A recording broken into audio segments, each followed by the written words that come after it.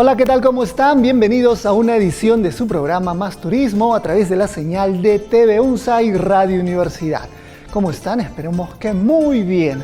Vamos a comenzar nuestra edición de esta jornada hablando y exhortándoles que también si usted hace un turismo fuera de la ciudad de Arequipa, al norte, al centro, a la selva, a la costa, pues tiene que ser responsable. Nuestro lema este año 2026 también es Más Turismo, promoviendo un turismo responsable. Y es que efectivamente la naturaleza, el medio ambiente es importante protegerlos, custodiarlos, lógicamente denunciar algún maltrato que se pueda ver, ¿no? Eso es importante.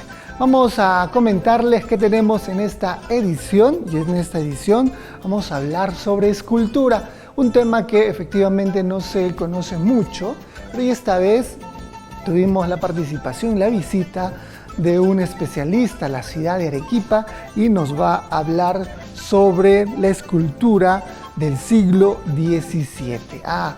Dado que también por Semana Santa se podían observar algunas esculturas. Usted sabe, ¿no?, de que los templos de la ciudad de Arequipa en Semana Santa pues exhiben y hacen procesiones vinculados con estas esculturas. Vamos a hablar un poco de ello para que también usted tenga idea y conozca un poco más nuestras tradiciones. Vamos a hablar también sobre un trabajo que doblemente se desarrolla en la ciudad de Arequipa y estamos hablando de las refacciones y los cuidados en casonas. Y vamos a hablar de una de las más importantes, no es la más emblemática, sin embargo, esperemos que ustedes en un futuro los puedan conocer. Vamos a hablar sobre la Casa Flores del Campo. ¿Y dónde está la Casa de Flores del Campo? ¿Recuerda que ese nombre está ligado a un portal? Sí, exactamente. Vamos a hablar de una de las casas de uno de los fundadores de la ciudad de Arequipa y a cargo de un restaurador. Así es que ese es el segundo bloque. Bueno, vamos entonces a dejarlos con la entrevista del doctor Rafael Ramos Sosa. Él es un doctor en Historia del Arte y nos va a comentar sobre la escultura peruana del siglo XVII y categóricamente o puntualmente sobre Bernardo Pérez de Robles, que según la historia se tiene paso por la ciudad y dejó algún trabajo muy emblemático. Vamos a enterarnos de ello en el siguiente tema, la escultura peruana en el siglo XVII.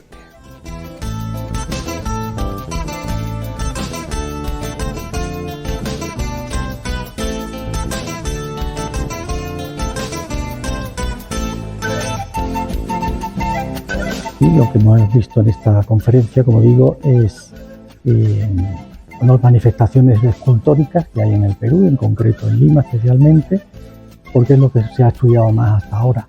Pero hay un artista que es de origen español, que trabaja en Lima y que después vino a Arequipa.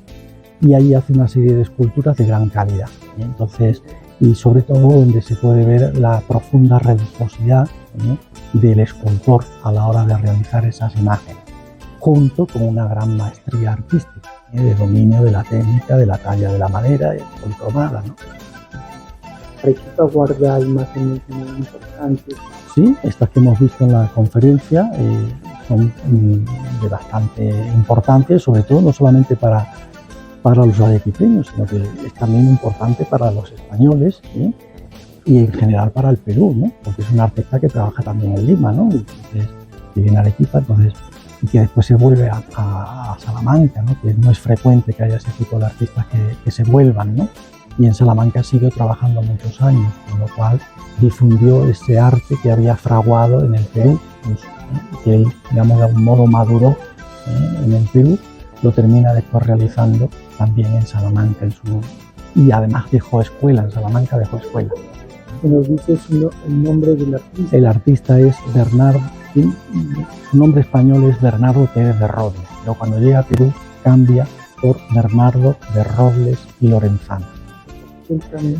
No lo sabemos muy bien, tal vez en lo de Pérez pues a la hora de emigrar, pues podía decirse si era de ascendencia judía o no era cristiano viejo, o algo pudiera ser, por el Pérez, ¿no?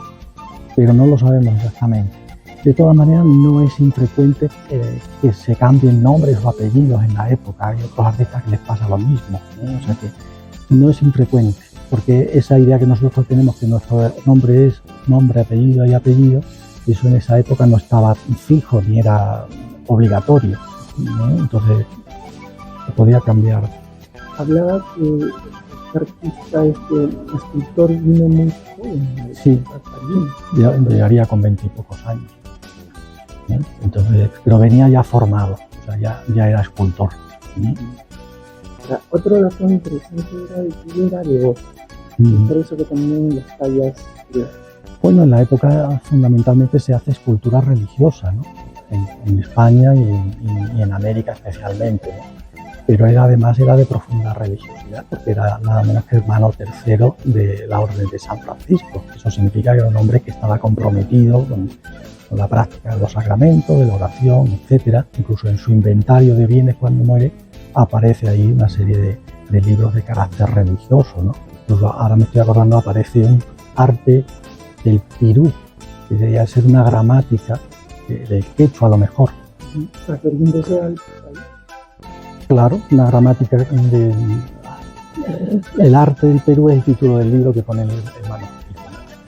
Arte del Perú es el título hábito con frecuencia de gramática. Arte del castellano, de la lengua castellana, arte del Perú. Entonces la de Perú puede que fuera un libro de gramática quechua. Es una posibilidad, ¿no? El tema de la escultura era parte también de la Inquisición que Claro. se entendió, que se desarrolló en Lima principalmente. ¿En el sur cómo era? ¿Conoce un poco de ello? Yo no conozco tanto, ¿no? Pero bueno, es la evangelización que se hizo en toda América, de los pueblos nativos y también de los propios españoles que vinieron a vivir, que después terminaron casándose con peruanos o con peruanas. Y pues ahí hay una necesidad, digamos, de alimentar esa religiosidad con imágenes, ¿no? Como se hacía también por otra parte en España o en Europa. La evangelización aquí en América hace 5 siglos, pero pensamos en España, la primera evangelización fue del siglo II después de Cristo, o 3, ¿no? Entonces, es un proceso que se ha repetido a lo largo de la historia. Viendo solo Arequipa, usted ha visto unas imágenes importantes dentro de los templos. Sí, está muy por estudiar. He visto obras interesantes, obras de calidad, pero que están ahí, no se sabe mucho más de ellas, ¿no? De autores, de qué época es, porque falta esa investigación, como digo, documental y estudiada por historiadores del arte, que identifiquen un poquito esas obras, de qué época pueden ser o de qué escuela, ¿no? Hay algunas que sí se sabe, otras no es fácil. Finalmente, las esculturas siempre tienen esa emoción que transmiten a los feligreses. Esto también podría un poco motivar y incrementar el turismo religioso en el sur. Bueno, eso ya depende de las autoridades turísticas y eso ya son problemas que a mí me caen un poco lejos, ¿no? Pero evidentemente el dar a conocer todo este patrimonio religioso también es interesante y puede dar lugar a no me gusta la palabra turismo religioso, ¿no? Porque uno cuando va a rezar no va a hacer turismo, ¿no? Pero sí de conocer, ¿no? Digamos, ese patrimonio religioso, ¿no? Pues me parece que eso es muy interesante, ¿no? Realmente, una curiosidad, hoy en la mañana usted estuvo presente también en la exposición fotográfica dirigida Sí. ¿Puede dar una opinión de la imagen exactamente? Sí. Bueno, la imagen yo creo que es una escultura de un peruano anónimo por ahora. Es fácil de averiguar el nombre porque, como digo, no se sabe nada. Y es una imagen que podemos situarla pues, en el siglo XVIII, yo creo, ¿no? Bueno, ahí hay distintas opiniones, a veces muy dispares, pero bueno, mi opinión es esa.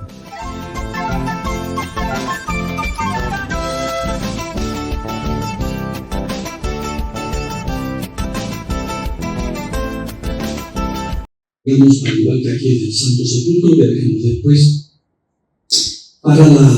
se puede poner en posición de crucificado y de yacente, como lo tenemos viendo aquí, con su cabeza y sus brazos articulados. Y todavía sirve para el oficio del Viernes Santo, el descendimiento de la cruz, que se sigue celebrando en la capilla de la Iglesia de la Soledad. Tiene usted, por ejemplo, el baño de pureza, lo barroco que es, y la multitud de pliegues que aparecen ahí, ajustados a la cintura, con ese efecto de claroscuro que contrasta con el aspecto terso de la anatomía, una anatomía que tiene un sabor todavía clasicista me refiero a la tradición grecorromana, en sus proporciones, etc. Pero de Noguera, además, va a ser el escultor que terminará haciendo el mejor encargo, o uno de los encargos más apetitosos de la época, de escultura y ensamblaje, que es la sillería de coro de la Catedral de Lima, que están ustedes en la pantalla. Es una sillería, es lo mejor que se estaba haciendo en ese momento en toda América, no ya en el virreinato de Perú, en la actual ciudad de Lima, sino que se estaba haciendo en México, desde el punto de vista escultórico. No, nada parecido a la categoría de esta sillería. Sobre todo, cuando una sillería que se ha movido mucho, porque estaba como la del Cuzco, en medio de la nave central, frente al altar, pero en el siglo XIX se traslada a la cabecera. Ahí pierden algunas sillas, pero se ha conservado prácticamente todo, y sobre todo los paneles escultóricos, de los cuales aquí les enseño, por ejemplo, a uno de ellos, la figura de San Pedro o la figura de San Sebastián. Fíjense ustedes, por ejemplo, este Pedro Noguera, sin duda alguna, fue un escultor de gran categoría. Esa figura de San Pedro, fíjense, por ejemplo, el juego del cuello, de los músculos y huesos del cuello, en tensión, incluso la mirada y el entrecejo fruncido, dando intensidad a esa expresión de fortaleza que pueden ver ustedes. Y a la derecha pueden ver este San Sebastián, donde también vemos un hombre más joven, San Pedro vemos un hombre ya maduro, y San Sebastián ya un hombre más joven, ya incluso en una postura de contraposto, es decir, dejando caer el peso sobre una pierna, mientras que flexiona levemente la otra, donde también vemos ahí que está con ese baño de pureza, también muy barroco, con ese gran faldón lateral, esa moña lateral, y que nos habla de un hombre, para esta época, un gran artista, ya fuera pintor o escultor, debía de dominar todas las edades del hombre y de la mujer. Tenía que saber representar no solo a un hombre, digamos, maduro, sino a un niño, a un adolescente, a un joven, a un hombre maduro, a un anciano, igual con las mujeres. Eso significaba que dominaba todas las tipos físicos y todas las anatomías. Pues algo de eso es lo que demuestra Pedro Noguera en esta sillería de coro de la catedral. Porque ahí hay unos 50 paneles de alto relieve de distintos personajes. Los padres de la Iglesia, los evangelistas, los apóstoles, los fundadores de la orden religiosa, etc. Y ahí él demuestra que domina cada uno de esos personajes. Desde el niño, el macerote, hasta un hombre joven, como San Antonio de Padua, por ejemplo, un hombre maduro, como vemos aquí en San Pedro, o un hombre joven, como vemos en San Sebastián. Los artistas que trabajaron ahí, por supuesto, no me voy a detener en cada uno de ellos, fueron Luis Ortiz de Vargas también, Luis de Espíndola, Gaspar de la Cueva, todos ellos de origen sevillano y con ese mismo lenguaje, que curiosamente todos ellos quisieron hacer la sillería de coro de la catedral. Incluso a raíz de ese intento de hacer la sillería, porque era un buen proyecto y además económicamente también era un presupuesto elevado. Entre ellos surge una serie de pleitos muy enconados contra otros, muy curiosos también de las diatribas que puede generar un encargo de este tipo, sobre todo cuando es de gran tamaño, de gran envergadura, ¿no? De tal modo que después de muchos y la venida, incluso el pleito se lleva al Consejo de Indias, se lleva al Consejo de Indias, que ya debería un poco de rebasar lo que es lo habitual. Al final se termina quedando con el proyecto Pedro de Oira. Y los otros artistas, unos emigraron al Alto Perú, como Luis de Espíndola o Gaspar de la Cueva, y otros se quedaron en la ciudad, pero a poco tiempo se vuelven a Sevilla, como Luis Ortiz de Vaca.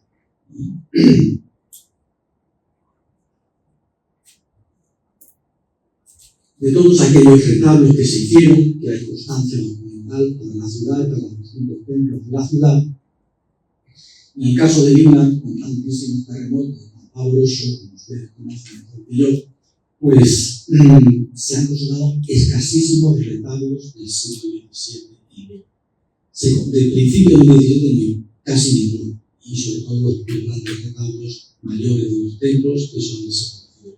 Hay una excepción, que es este que están viendo ustedes aquí, que es la capilla de la Inmaculada en la Catedral de Lima, que es un retablo retocado en el rococó, repintado con ese azul, celeste, etc., pero básicamente se conserva en revistado. Así lo que es restaurado, y bueno, podemos hacer una idea de lo que eran los retablos de Lima a mediados del siglo XVII.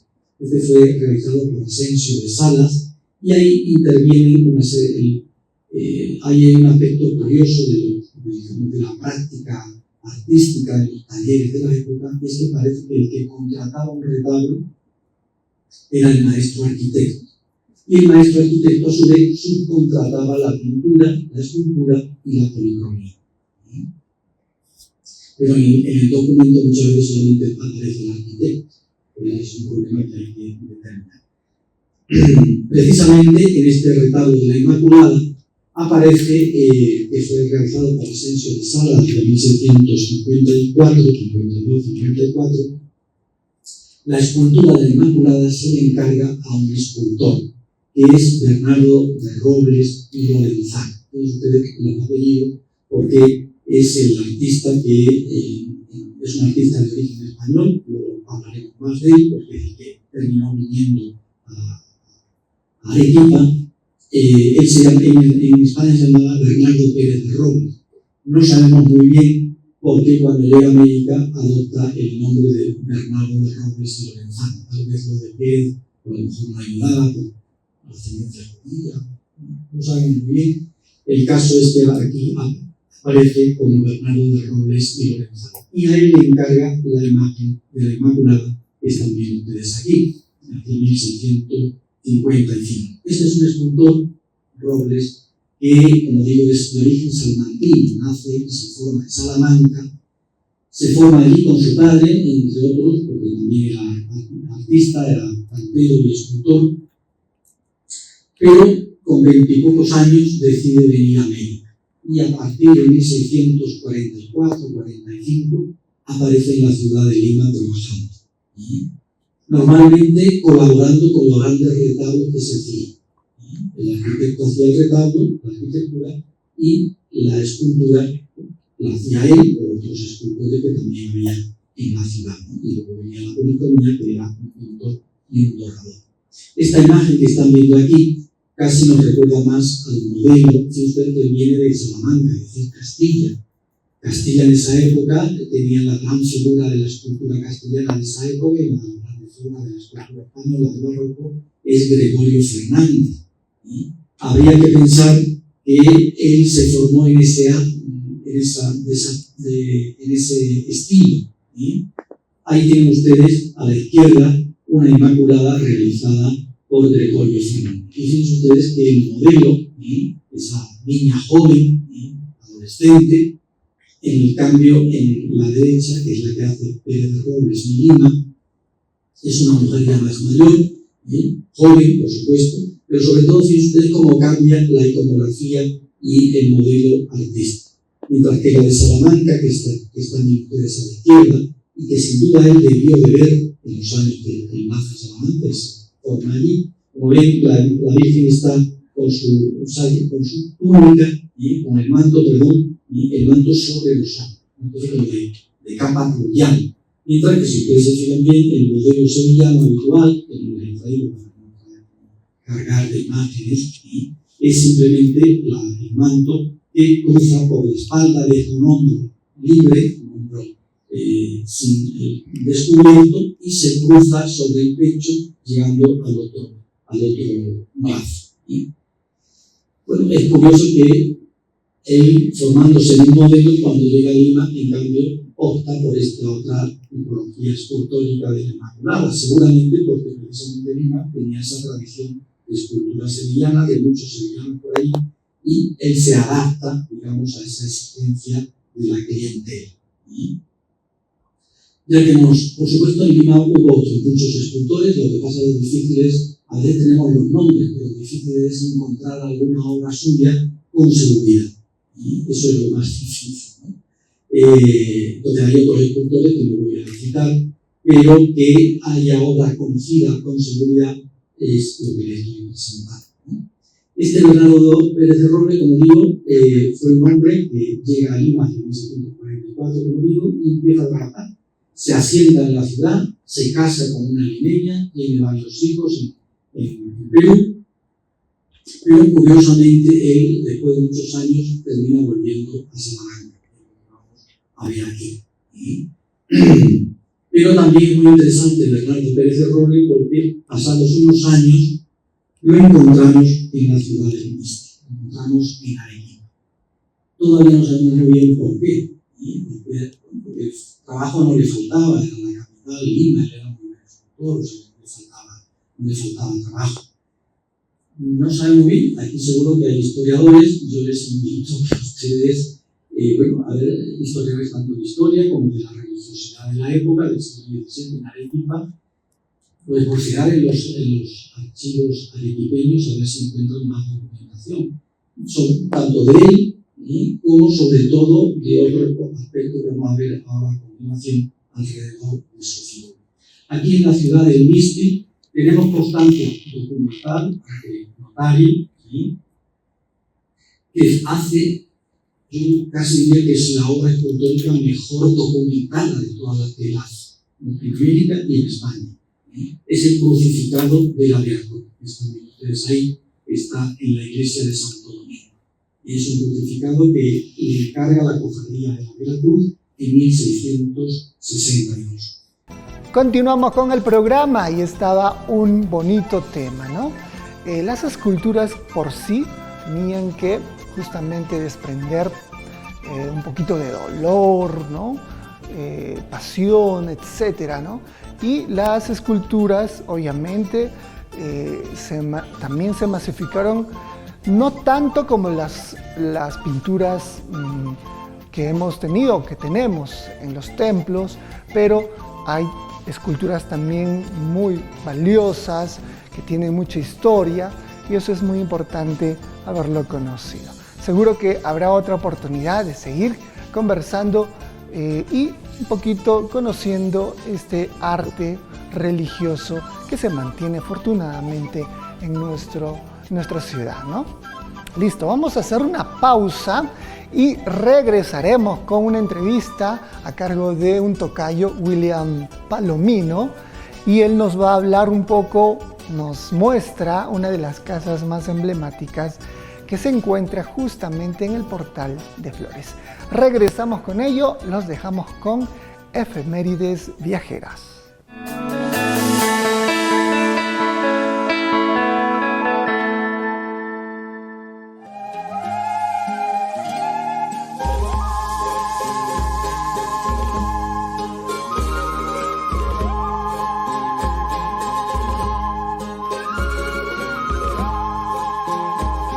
El 10 de abril de cada año se celebra el Día de los Volcanes en Perú, coincidiendo con el inicio del mes de la vulcanología en la región Arequipa. Esta fecha destaca la importancia de monitorear los volcanes activos y potencialmente activos en el sur del país, siendo el Misti, Ubinas y Huayna Putina de los más relevantes.